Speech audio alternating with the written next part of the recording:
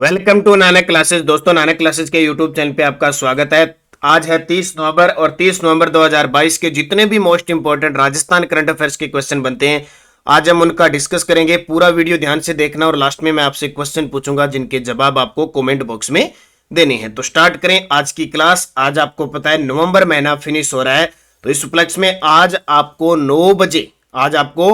9 बजे या 10 बजे आपको नवंबर महीने की जो भी इंपॉर्टेंट क्वेश्चन बनते हैं उनका वीडियो दिया जाएगा। तो स्टार्ट करें आज की class. Today most important question. सभी विद्यार्थियों को गुड मॉर्निंग।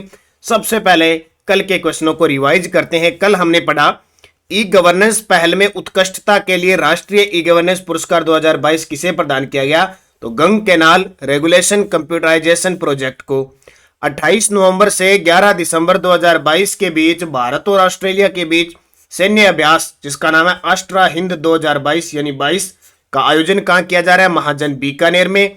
और बीकानेर के लेखक जिन्हें पर निंदा समरस कहूं नाही पुस्तक के लिए हिंदी में और दिल्ली में राष्ट्रीय पुरस्कार से नवाजा गया आत्माराम जी भाटी। डॉक्टर अंबेडकर उत्सव धाम योजना 2022 के तहत राजस्थान के कितने गांवों को सामुदायिक भवन प्रदान किए जाने की घोषणा है? तो वो है 568। और हाल ही में USIC international railway sports association table tennis championship का आयोजन कहां किया गया? जयपुर के अंदर। किस संस्था को बिजनेस एक्सीलेंस अवार्ड 2022 के लिए प्लेटिनम श्रेणी में सीआईआई व एक्सिम बैंक अवार्ड प्रदान किया गया? तो हिंदुस्तान जिंक लिमिटेड। और राज्य सरकार द्वारा शुरू की गई राजीव गांधी जल संचय योजना के दूसरे चरण में प्रदेश के कितने गांव शामिल किए गए? 45। ये थी कल की क्लास। एक बार वीडियो को आप शेयर जरूर कर दें, जिसने लाइक नहीं किया जरूर करें ताकि आज के सेशन की हम शुरुआत कर सकें।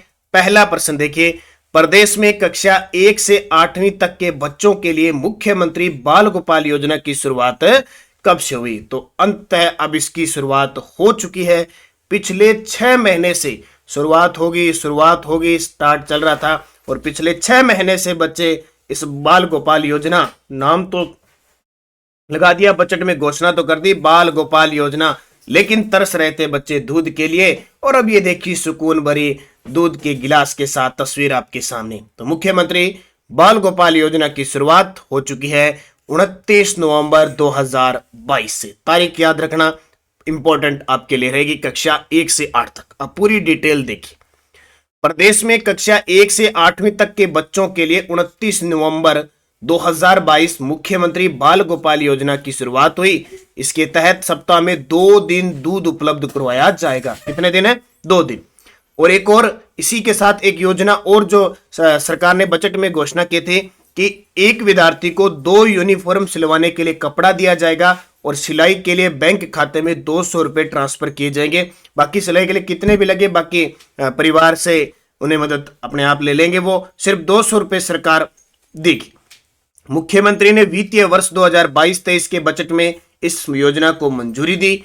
मिड डे मील योजना से जुड़े राजकीय विद्यालयों, मदरसों व विशेष केंद्रों में बच्चों को दूध उपलब्ध करवाया जाएगा। एक चीज तो यही ध्यान रखना, अब ये पूछा जाएगा कक्षा 1 से 5 तक के बच्चों को 150 मिलीलीटर और कक्षा 6 से 8 तक के बच्चों को 200 मिलीलीटर होगा। बस एक याद रखना, अभी कक्षा 1 से 5 150 मिलीलीटर है, तो कक्षा 6 से 8 वाले बच्चे थोड़े बड़े हैं तो 200 मिलीलीटर दूध वितरित किया जाएगा। एक आपसे ये पूरा कथन से अगर क्वेश्चन आएगा तो पूछा जाएगा, क्योंकि 3-4 बार ये पेपर में आ चुका है मुख्यमंत्री बाल गोपाल योजना, लेकिन शुरू अब की गई है। अब पूरे विस्तृत रूप से आपके एग्जाम में क्वेश्चन आएगा।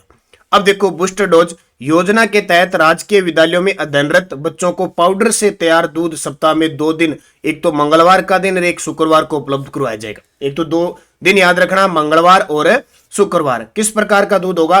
पाउडर से तैयार दूध होगा। पाउडर मिल्क की खरीद Rajasthan cooperative dairy federation RCDF से की जाएगी। ये प्रश्न ध्यान रखना इंपॉर्टेंट है। इसका उत्तरदायित्व विद्यालय प्रबंधन समिति का होगा।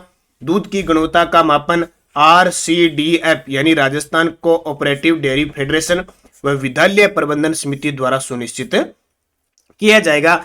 इसी प्रकार जिला स्तर पर जिला कलेक्टर, ब्लॉक स्तर पर मुख्य ब्लॉक शिक्षा अधिकारी और ग्राम पंचायत स्तर पर पंचायत प्रारंभिक शिक्षा अधिकारी और विद्यालय स्तर पर विद्यालय प्रबंधन समिति, जिसको हम सीएमसी कहते हैं ना, उत्तरदायी होगी। क्योंकि ये बहुत इंपॉर्टेंट है, बजट में घोषणा 2-3 बार लागू होने से पहले भी एग्जाम में आ चुका है, तो जाहिर सी बात है कुछ भी यहां से पूछ सकता है कि जिला स्तर पर कौन होगा। इसकी जो नोडल एजेंसी है ये राजस्थान कोऑपरेटिव डेयरी फेडरेशन ये होगी।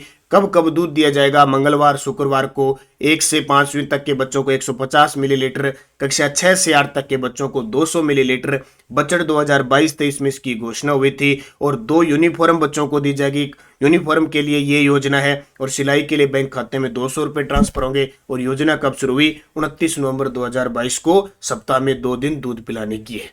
ठीक है, एक बूस्टर डोज देख लो। लाभ क्या होगा?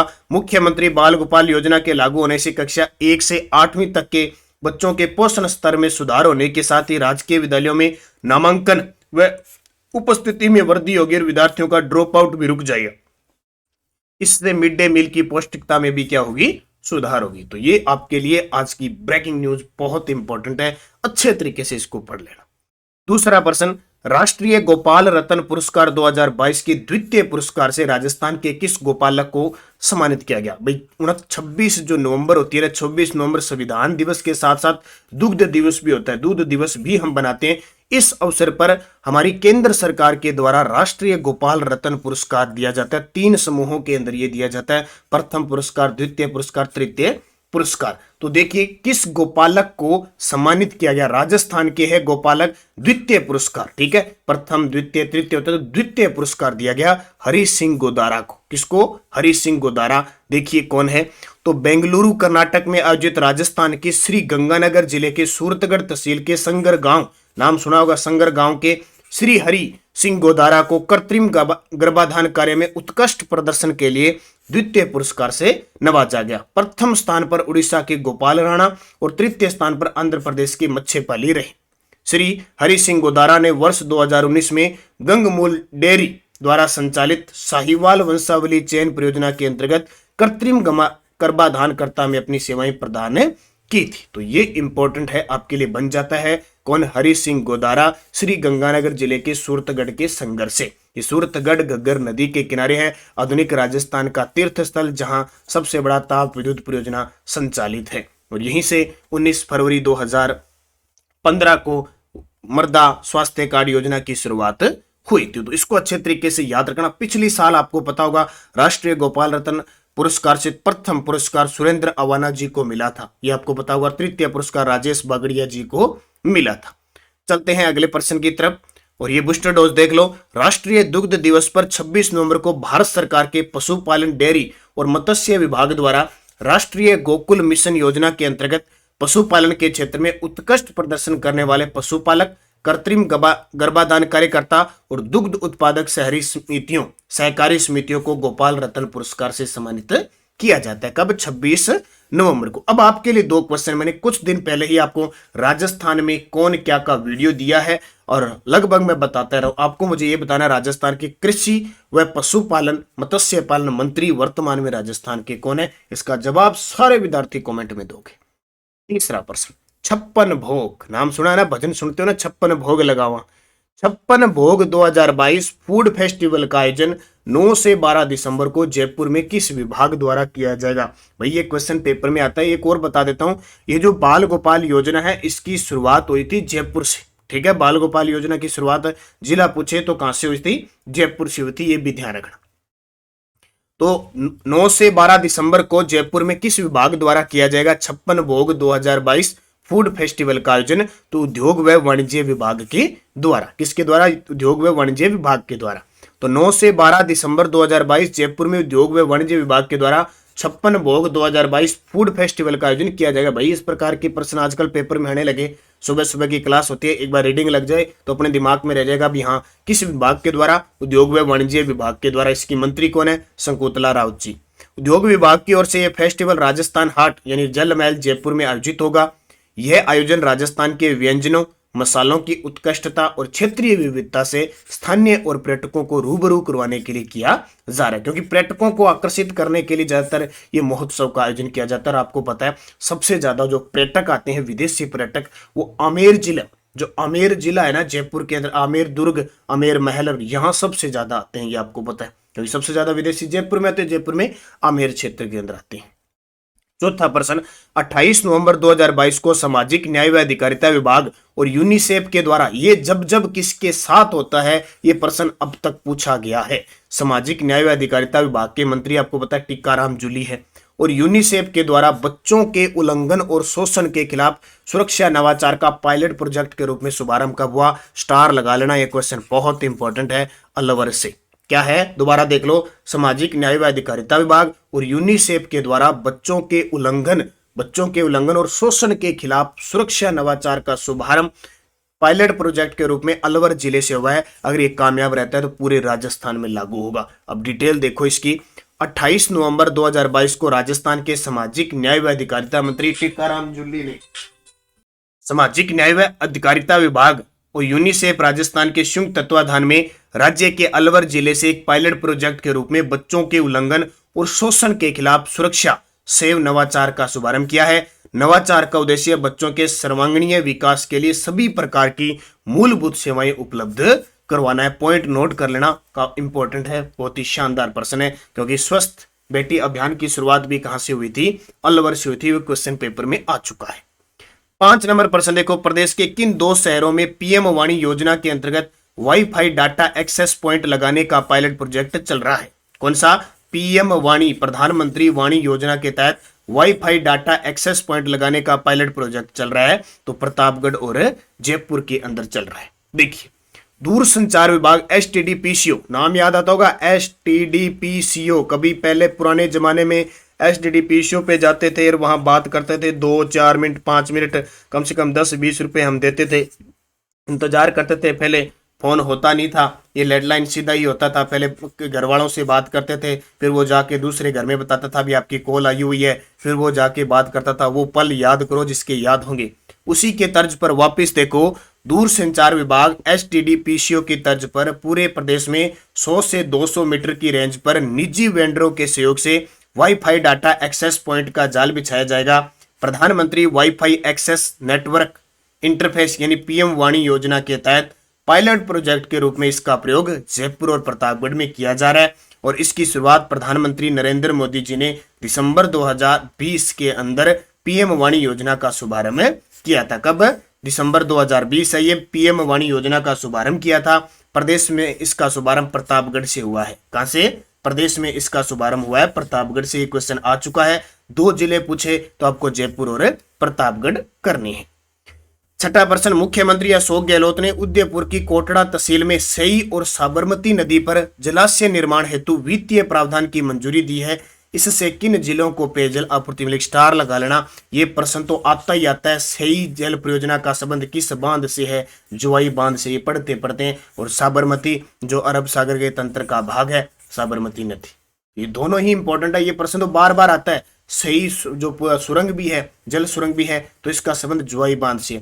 तो अब किन जिलों को पेयजल आपूर्ति है? तो पाली और सिरोही जिला। देखिए पूरी डिटेल देखिए। मुख्यमंत्री अशोक गहलोत ने 27 नवंबर 2022 को उदयपुर की कोटड़ा तहसील में सई और साबरमती नदी पर जलाशय निर्माण हेतु 2554.23 करोड़ रुपए के वित्तीय प्रावधान की स्वीकृति प्रदान की है। मुख्यमंत्री के इस निर्णय से पाली और सिरोही जिले में पेयजल आपूर्ति सुनिश्चित होगी। मुख्यमंत्री ने वर्ष 2022-23 के बजट में पाली और सिरोही जिले में पेयजल आपूर्ति सुनिश्चित करने के लिए उदयपुर की कोटड़ा तहसील में सई व साबरमती नदी पर जलाशय निर्माण की घोषणा की थी। दोनों ही इंपॉर्टेंट है, अच्छे तरीके से पढ़ लेना। ये आपके लिए इंपॉर्टेंट है, सई और साबरमती, क्योंकि साबरमती की सहायक नदी कौन सी है? सई नदी है, और सई नदी का पानी जोई बांध में, जोई बांध जो पाली में है, उस जोई बांध के अंदर आता है। तो इसको पॉइंट अच्छे तरीके से नोट करना है। इंपॉर्टेंट क्वेश्चन है। किन जिलों को पेयजल आपूर्ति होगी? पाली और सिरोही।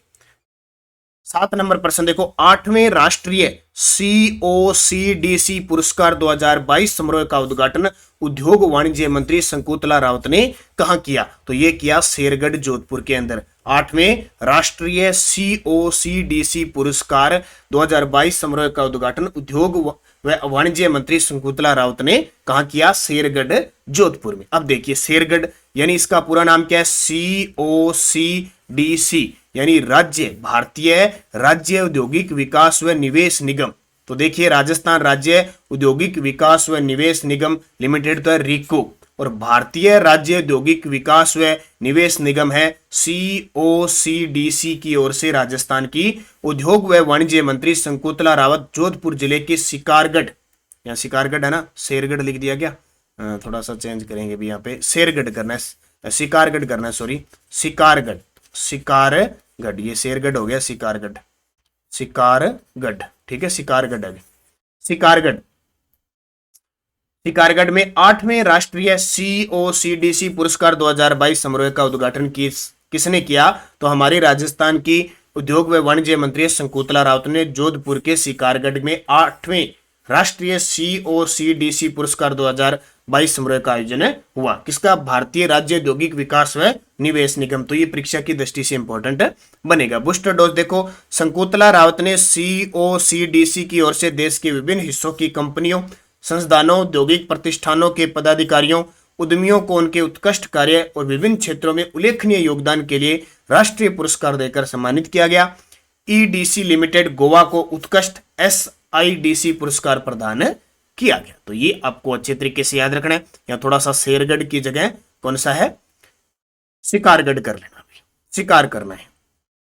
PDF आपको टेलीग्राम पे मिल रही है, क्विज आपको मिल रही है। जिस विद्यार्थी ने Nanak classes Rajasthan current affairs हमारा टेलीग्राम ग्रुप ज्वाइन नहीं किया जरूर करें, वीडियो के डिस्क्रिप्शन में लिंक है। और एक दो कुछ सभी विद्यार्थियों को बता देता हूँ, नानक क्लासेज ऐप में ना थोड़ा मेंटेनेंस का काम चल रहा है, कुछ विद्यार्थियों की दिक्कत आ रही है ना, तो मेंटेनेंस का कार्य चल रहा है, उसका 1-2 दिनों में थोड़ा और हो जाएगा। इसलिए आप थोड़ा सा ऐप के अंदर 1-2 दिन थोड़ा सा ध्यान न दें, थोड़ा सा एक बार रुक जाइए, उसको थोड़ा सेट कर लीजिए, क्योंकि हर एक कोई भी काम होता है समय समय पर उसकी सर्विस जरूरत है। उसी प्रकार ऐप में थोड़ा मेंटेनेंस का कार्य चल रहा है, इसलिए 1 या 2 दिन आपको असुविधा हो सकती है। तो आप एक बार अपना जो मैटर है, जो भी सिलेबस के अकॉर्डिंग उसको रिवाइज कर लो, फिर वापस वो टेस्ट वहीं पड़े रहेंगे, आप उन टेस्टों को दे सकते हो। तो थोड़ा सा आप 1-2 दिन आपको परेशानी हो सकती है, आज और कल, ठीक है, थोड़ा सा आप ध्यान दीजिए। तो आप निरंतर अध्ययन कीजिए, अच्छे तरीके से पढ़िए। और बाजार में ये पुस्तक हमारी उपलब्ध है, जल्द ही रीड एग्जाम स्पेशल बुक भी 8 से 10 दिसंबर को बाजार में उपलब्ध हो रही है। पिछले वीडियो का प्रदेश के किस कलाकार को भारत के पहले डिजाइन इनोवेशन नेशनल अवार्ड से सम्मानित किया गया? सभी का जवाब था धर्मेंद्र भल्ला। अब आपके लिए क्वेश्चन जिसका जवाब आपको कमेंट बॉक्स में देना है। भारत और ऑस्ट्रेलिया के बीच सैन्य अभ्यास अष्ट्रा हिंद 2022 का आयोजन कहां किया जा रहा है? महाजन, बीकानेर, फलोदी, जोधपुर, पोखरण, जैसलमेर, इंदुमल, कोट, श्रीगंगानगर। आज आपको 10 बजे, अभी 10 बजे नवंबर महीने के टॉप जितने भी क्वेश्चन बनते हैं उनका वीडियो मिलेगा। और शाम को राजस्थान के अभियान का भी वीडियो मिलेगा, RBSC का भी मिलेगा, राजस्थान GK टेस्ट भी मिलेगा। यस्टरडे डोज क्या थी? जयपुर में जैन वर्धमान विद्यालय की स्थापना किसने की? अर्जुन लाल सेठी ने। राजस्थान में सूचना का अधिकार अधिनियम कब बना? 2005 में।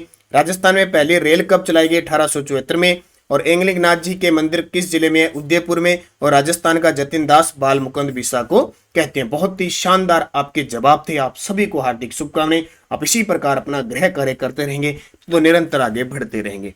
नेक्स्ट डोज अब मैं 2-3 दिन आपको एक ही काम करवाऊंगा, राजस्थान की जितनी हवेलियां है ना उन पे चर्चा करूंगा।